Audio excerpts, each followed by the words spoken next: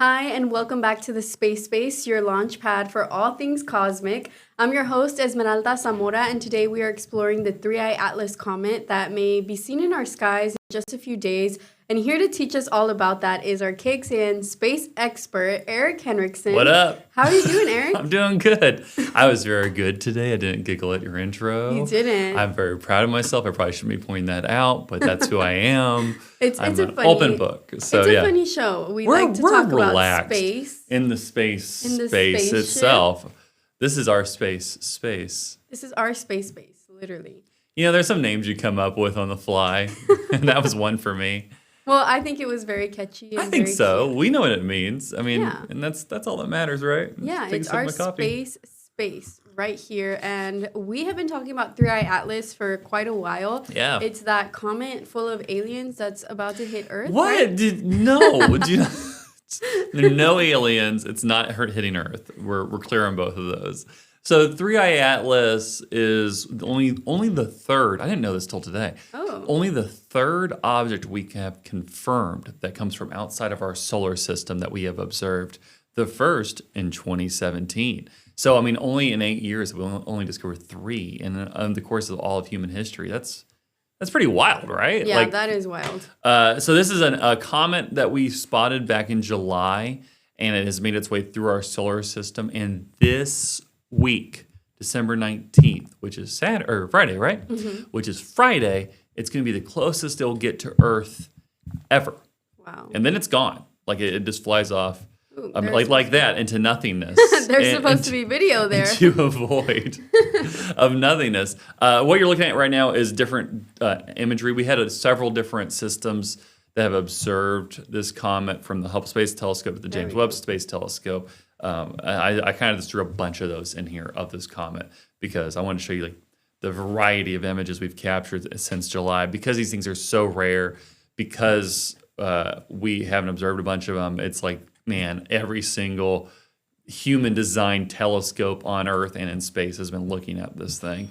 And so it has passed the sun already. That was in October. It did its its only orbited the sun, Mm-hmm. and then is ejecting its way back towards us on December 19th. It'll be here.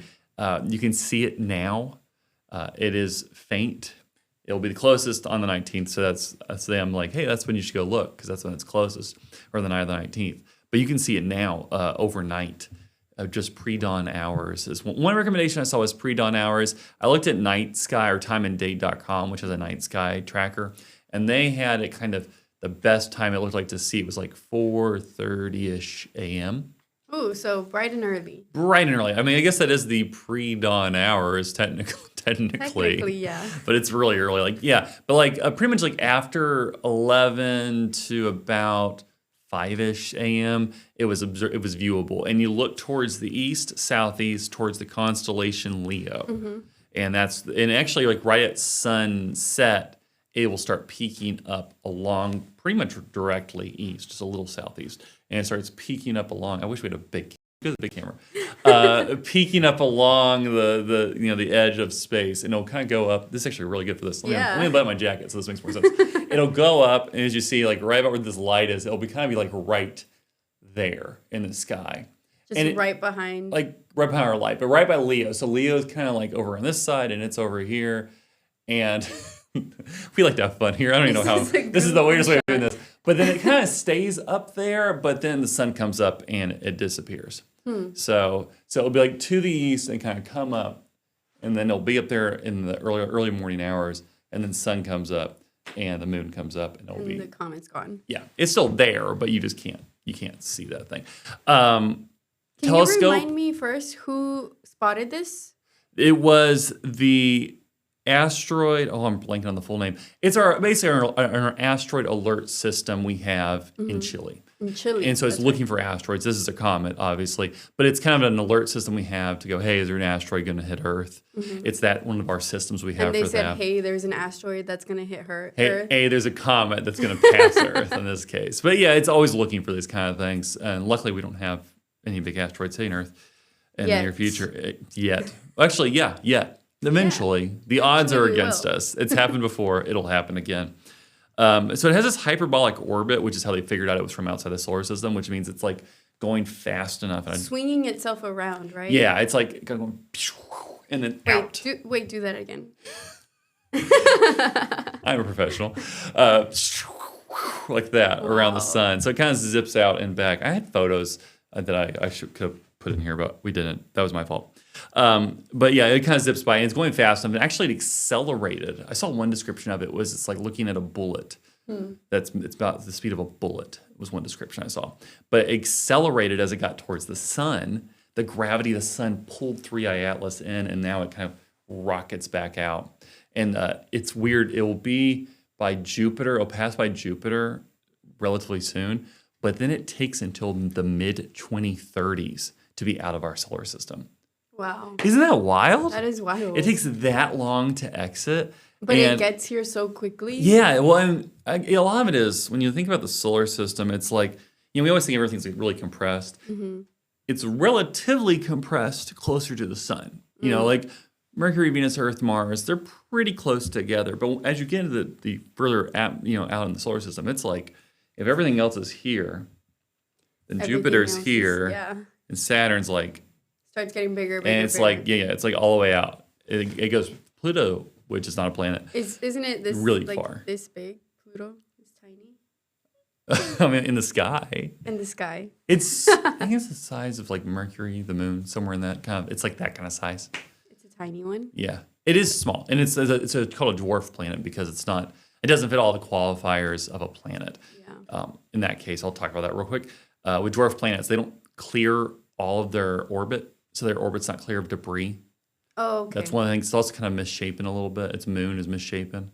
But yeah, it just doesn't like with Earth, when we're going through our orbit, there's not anything else that passes our orbit or is like crowding our orbit. Mm-hmm. Pluto and Neptune are like off. Their orbits kind of intertwine with each other. Mm-hmm. And there's just like other stuff there. But when a planet forms, it like collects all that stuff. And it keeps it. And forms into a planet. Mm-hmm. But Pluto just doesn't. It's not big enough for that. Anyway. Well, for this 3i Atlas comet, you said that December 19th, that's when we have a new moon. What can we use to look at it? Telescopes, binoculars, telescopes. Yeah, you'll be able to see it pretty easily. Can you see it with just a naked eye? No, that's the one thing. It is pretty small. It's, it's small. Did I write down the number on this page paper? I wrote it on a web story. If you want to know more, go to our web story on KXAN.com. I have lots of facts. I try to keep down to just a few notes here. But, it's really, really small. Comparatively. Let's see if we can figure out. Yeah, I put it. It says like the diameter somewhere in there. But yeah, small enough that it's hard to. 3.5 miles. Yeah, so relatively small. Like that's like this big. That's what we're looking for. It's that dot in the sky. It's that little tiny dot. Gosh, I was watching something the other day on stars. How large stars are. They're trillions of miles across, and sometimes they're in our sky. They're just little faint dots. Isn't that crazy? It makes me feel like I'm a little faint dot. Oh, we're not even faint dots. We're ants in an ant pile. We're mosquitoes. Because mosquitoes at least travel. We don't really travel from our ant pile very often. Let's see. Anything else I want to talk about that? It's really cool. It's like we're only going to see this ever one time, but the mid-2030s. So it'll be in our solar system for a little bit. Yeah. So if you have a telescope like the one they have in Chile, then maybe you could see it until you'll detect 2030. It. Pop up those videos again, because this is the type of images, like these telescopes we're talking about. Like this is what they get us. It's like, that's kind of like a nicer one. There'll be a map here. Hubble had a good view, which I have in there in the kind of in the middle of the video I put in. Hubble's was like blue. Hubble sees visible light, so you get like cool images with Hubble. Like there's the trajectory you see. There's some trajectory, like as it passes Jupiter. Yeah, that's what we're talking about. Like, that's what they see. That kind of stuff, yeah. That little dot. Yeah. Okay. And how do they know? Oh, that's a comet, and it doesn't have aliens. Ooh, I can tell you how. This is cool because it looks like a teardrop. Ooh. Because it has like a teardrop shape, like kind of like that. You see how that goes? Oops. Because that's fine. Because of the teardrop shape, that's how they know it's like a gas cloud that's kind of like working its way around it. Isn't that nuts? Oh, and so it's like an icy core. We haven't talked about what it's made out of. It's an icy core with like rock in it, but then it has this cloud of dust. And as comets get closer to a star, they heat up and the ice melts and it creates vapor. And that's how you get trails for comets. And how do they know that it has an icy core? So you can analyze stuff. I honestly don't fully understand how this works. My brain is just, I've been, scientists have explained this to me a bunch. I never understand. But like different elements emit different types of light. and essentially they can look at the type of light or like some like the radiation, in the wide electromagnetic spectrum. It's not just visible light; it's other things. They can look at that and determine what things are made out of. That's how we know what stars are made out of and planets and stuff like that. Wow. It's looking at what the energy they emit in the colors and the infrared all the way up to ultraviolet. That kind of stuff they emit tells us what they're made out of. Yeah. That's cool. Yeah. So we can tell if it has aliens on it just by looking at it. No, but yeah, it's doubtful. It really is. One thing I saw was it appears to come from like the Sagittarius constellation, which means it could be in the thin. It can't come from the thin or thicker part of the Milky Way's disk. So if we're in the Milky Way galaxy, it's huge. By the way, we'll never see any of it besides our little neck of the woods, really. But the thin or thick part, and which means it could be about 7 billion years old. Wow. Which is older than our solar system. And it's sticking around for a long time, so yeah, and things just kind get of older. Fly off in space. Space is infinitely capable of anything. Yeah. It's insane. That's what drives me wild about space. It's all the possibilities all out there all at once, and it's just overwhelming. To me, that's the same thing, but with the ocean. There's so much that we don't know about the ocean. We know more about the surface of Mars than we do about our oceans. Isn't that wild? There could be a galaxy in there, and we have no idea. There could be entire civilizations in there. Doubtful, but there could be that we don't know about. There could be life. You ever read any H.P. Lovecraft? Do you? I have. There could be giant Cthulhu monsters and stuff in there. That's too no scary. Telling. Too scary. Because the ocean is just so vast. Gosh, I love swimming in the ocean, though. It is terrifying to some degree, but also it is just cosmically infinite in the way space is, but on a much smaller scale. You can get killed and eaten, and no one will know. You can get killed walking the dogs. You know how many times my weak ankles have nearly killed me? Like, I'm 6'6". If I take a fall, it's a pretty far distance. You can die doing anything. Why not die exploring the unknown? Die in the ocean. Yeah. That's scary. What is with this conversation today? Well, next conversation is about SpaceX. Let's talk about money. Yeah, let's talk about SpaceX. What are they doing over there? So there was an announcement last week from Bloomberg and Wall Street Journal, some reports that came that SpaceX was pursuing a $1.5 trillion IPO, which is an initial public offering. Basically, they're looking at going public. They've been a private company up until this point, and they're trying to raise funds. It was more than $30 billion, Ars Technica reported. And then Elon Musk responded on Twitter. And of course, no one's saying anything official, but Elon Musk responded to that story on Twitter and said, as usual, this journalist, also named Eric, by the way, his reports are accurate. Yeah. So it appears they're going to go public next year or in 2027 and be in $1.5 trillion. That is the highest amount ever for an initial public offering. That is if it happens. Crazy. The previous record was held by Aramco in like 2019, I think. And where are they located? I'm not sure. I'm pretty sure Middle East, somewhere in there. But yeah, it's $1.5 trillion. And what is he going to do with all of that money? Go to Mars. Hopefully. That's the plan. No, that's what they're doing. That's what the whole plan is. They're going to raise this billions of dollars by selling SpaceX publicly. Merch. Like just the stock. They're going to sell this stock for so much money, make billions of dollars, and use that to fund the trips to Mars and further space travel. And are they going to Mars to study, to learn, or are they going to take people to vacation? Yes. I think at the end, the whole plan is we colonize Mars. That seems to be the big plan from all these companies. How do you feel about that? I love it. You want to go? I would love to go. The problem I have is I have this thing called a family that I personally could not be apart from for that long. I love my family. I got to be near them. I have a hard time like a day or two. I've done traveling for work, and it's like a day or two is kind of hard for me. Yeah. So even though my family drives me crazy. What if they said, you know what, these trips will be about 2 weeks long? I could do a 2 week. It isn't. It's going to be 6 months to Mars. But oh my gosh. And then 6 months back. So you probably want to stay for more than a week. You want to stay probably for a year. You want to get the return on investment on that. Yeah, I couldn't. Even I couldn't do two. I could do 2 weeks. I could do 2 weeks on the International Space Station. It would be hard. I could do 2 weeks on the moon. 2 weeks would be tough. But why not Mars? Because Mars is a 2-year journey. But what if it was a 2-week journey? But it wouldn't be. Physics dictates it would not be. That's stupid physics is getting in the way. Now, maybe someday in the future we can break the laws of physics and it would be you could just zip there and back. I'd be cool with that. I don't think that's happening in my lifetime, but who knows? Anyway, I did a full report on SpaceX and what this means and kind of the details of what the impact SpaceX has on Texas. And we can show that right now. And liftoff. Go SpaceX, go Starlink. It's a number that's out of this world, $1.5 trillion. What we are looking at here is essentially what is the value of the ownership of SpaceX. Michael Surrey, an associate professor of finance at UT Austin, says projects like Starlink and plans for a Mars mission are driving the sky-high number. For a company like SpaceX, the future is going to play a much bigger role than the present because of those growth prospects.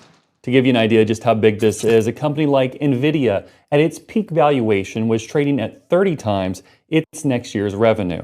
SpaceX would be trading at 50 to 60 times next year's revenue. I think it's a wake-up call for many people. I'm not surprised they're valued at $1.5 trillion at all. Dr. Leon Vanstone with the Space Workforce Incubator for Texas says the price reflects the value of aerospace. Kind of starting to have people really understand what the value of the space economy is. SpaceX's impact on Cameron County is just absolutely massive. Rudy Morales is a space reporter in the Rio Grande Valley. He says the SpaceX town of Starbase has become a huge economic driver. Into 2026, Starbase is projected to generate over $13 billion in economic output, support 24,000 local jobs, and contribute up to $305 million in indirect taxes. SpaceX isn't being valued like just a rocket company. It's valued like a company that's going to practically own the infrastructure of space for decades. In Austin, Eric Henrikson, KXAN News. I'm sure that's their plan. They do want to own the space world for a long, long time. I mean, it's a race. It's a race that's on to own space, to own the infrastructure of space. And, the infrastructure of space is not just, the stuff I love, going to moons and Mars and exploring the unknown, that kind of thing. It's also, it's this. Yeah. It's your phone. It's Wi-Fi. It's Wi-Fi. It's putting Wi-Fi on Earth. It's getting cell signals. It's this we're doing right now. It's energy, all that. Solar energy. Right. It's everything. It's everything. And so if you control the infrastructure of everything, well, then you control everything. Yeah. And so it's a race, all these different private companies doing it. Other people like Firefly Aerospace based here in Austin are working on being part of the transportation infrastructure in space. SpaceX is looking to be part of the internet infrastructure, but also the housing in space and the travel in space. And vacations. Yeah. They're trying to, I forget who it was, Axiom was trying to do a hotel in space a few years ago. Whoa. They were looking at that, yeah. And a lot of these things people were pushing them, but then the practicalities of them kind of come up, and so things get delayed. What's the timeline of that? If you had to guess, when will we actually be sending people to space just to vacation? 20 years, maybe? 20 years? Maybe, if the money stays right there. I mean, we kind of do that now with Blue Origin and, some of those other Virgin, Galactic, those kind of companies that are sending people up on the edge and they're bringing them back down for hundreds of thousands of dollars. Mm-hmm. So, I mean, that part of the industry does exist, but for extended stays, I would say 20 years at the earliest. It's going to take a lot of kinks. Yeah, I think so. It's just that there's just a lot of challenges. It's how much does that ticket cost? Yeah. Have you been to Disney World? Yeah, and it's so expensive. Right, and that's in Florida. Expensive. I mean, can you imagine book a rocket? So it would be just for millionaires and stuff probably at first, but eventually eventually they need workers, and that's where I think the industry will change. You'll need staff. You'll need a flight attendant. Right? Yeah, and I think this is a great transition to our next story. Space is not just about PhDs and millionaires and billionaires and trillionaires and all these people. It's about it requires a workforce. It requires a workforce. And the Space Workforce Incubator for Texas released a recent report this past October that kind of dived into Texas's space workforce. And they found that there's like 100,000 new space jobs that are going to pop up in the next 10 years. And these jobs vary. And it's going to be worth $1.8 trillion, this industry, in the next 10 years. Wow. In that's money Texas could attract. And we need to get, the problem we have right now is we don't have a workforce pipeline that's super crystal clear here in Texas. And they're trying to work on doing that. And so yesterday, I got to take a look at that jobs report and what it means for space travel, and then some other things. So we'll show you that report, and then I'm going to talk about welding. Welding? So let's talk about both. First, let's do the report. Okay. It's an industry taking off. By 2035, the global space economy is expected to be worth $1.8 trillion. You have this bold new world all over again. Dr. Leon Vanstone with Swift compares the new space race to the dot-com boom of the 90s. The people who are very deliberate about going there and about building that new world, they'll be the winners. Vanstone says many companies are choosing Texas because it's where a large number of organizations could have their headquarters, their test facilities, and their launch operations all in one place. With those companies comes job growth. Only California has more openings. Demand varies too. 12% of job openings this August were for welders alone, which must have specific requirements. Many companies are training new employees to meet those standards. Vanstone says that since this workforce is new, companies like SpaceX have had to create it themselves. The way they tend to operate is they sort of adopt high schools, or they'll adopt a local college, and they'll build a talent pipeline to that college, university, whatever it is, and they'll use that to bring the talent. Kind of shows that they're also investing in local talent, right? They're getting the future of the Rio Grande Valley set up. Space reporter for KVEO, Rudy Morales, says they're seeing SpaceX do something similar in South Texas. Just a couple of years ago, Elon Musk donated about $30 million to schools across Cameron County. There's an incredible opportunity for Texas to come in and be very deliberate about the way it shapes its workforce. In Austin, Eric Henrikson, KXAN News. Welding. Welding. Not in space, but for spacecraft. Right. But maybe eventually in space, because they're going to need to do it there. Say 12% of the job openings for welders alone. And what's really cool is you don't need a degree. So about half of the jobs they're looking for are technical degrees, and half of them are like college degrees. And so the ones that are college degrees, they're paying on average $143,000 a year. The ones that are high school degrees are paying $76,000 a year, 1.5 times the national average. So if you are a person without a high school degree, or with a high school degree who's doesn't want to have a college degree and wants to get into a good paying job, welding and other sort of like technical jobs like that for space travel, way to go.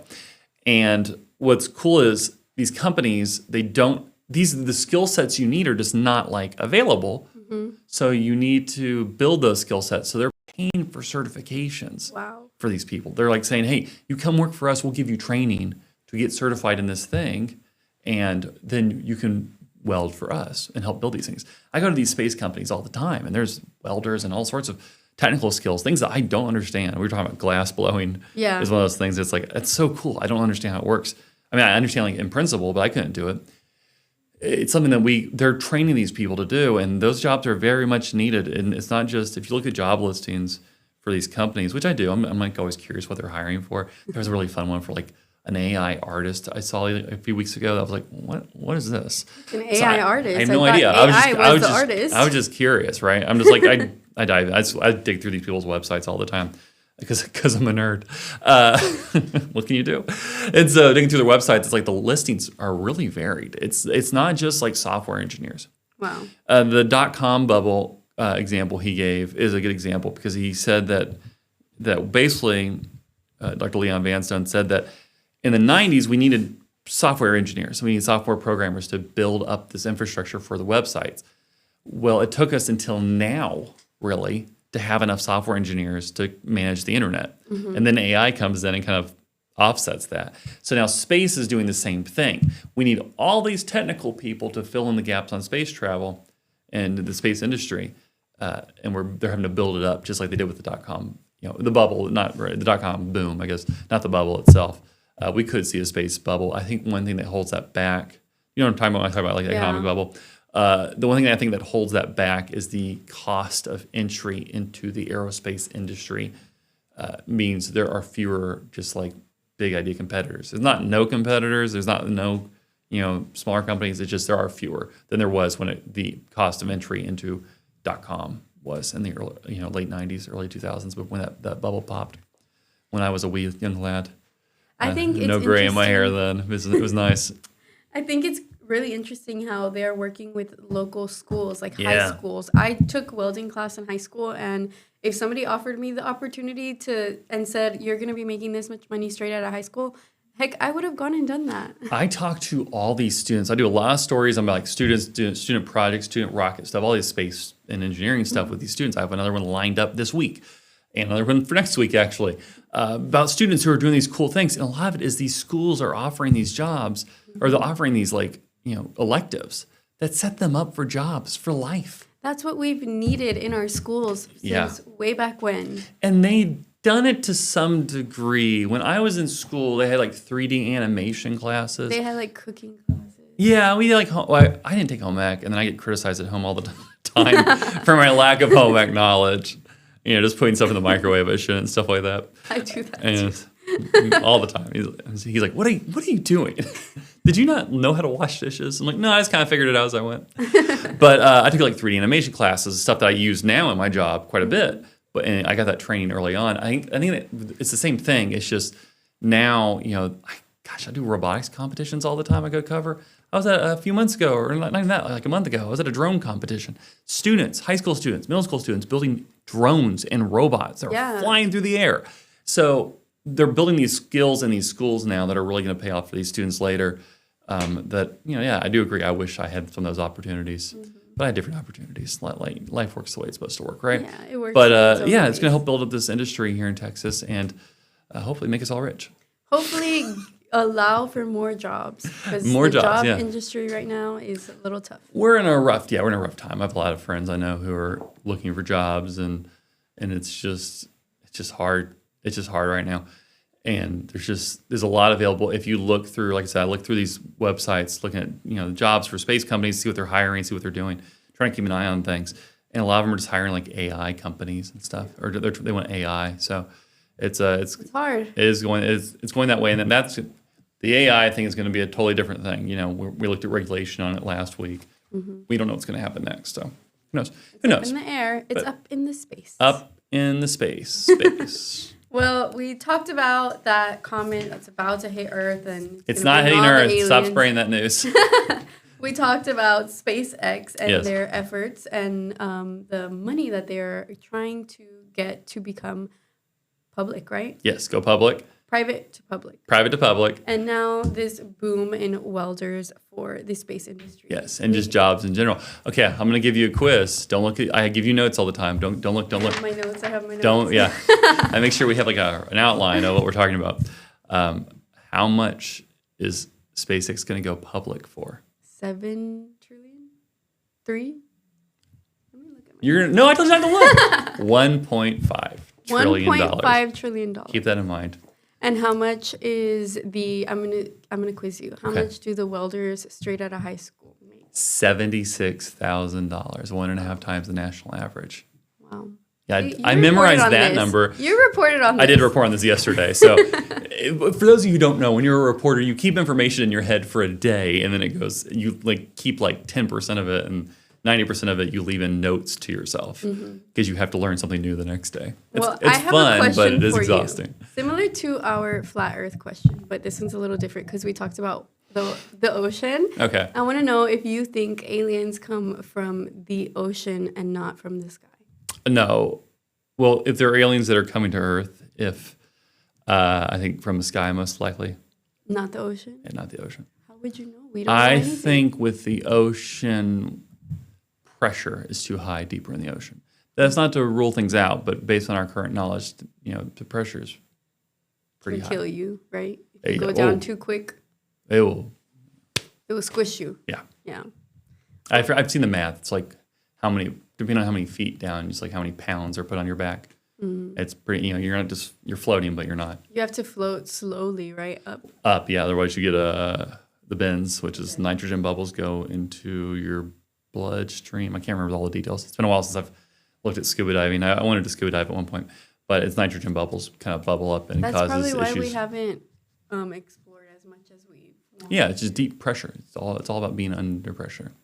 And it feels like that here on Earth. We Always under like to put the pressure here in the space. Yeah, we do. Well, Eric, this was a great talk, and we learned a lot. We unpacked a lot. Yeah. We touched on the comet, and I do want to share with everyone that article that you shared on our website this morning. You can figure out when to look at the sky, what time, what date, and what area, so that you can catch a glimpse of this beautiful comet in our Texas skies. Yeah, just look to the east. Anything special in here? I got a bunch of cool photos. There's more data. I got numbers and stuff. Numbers, things we like.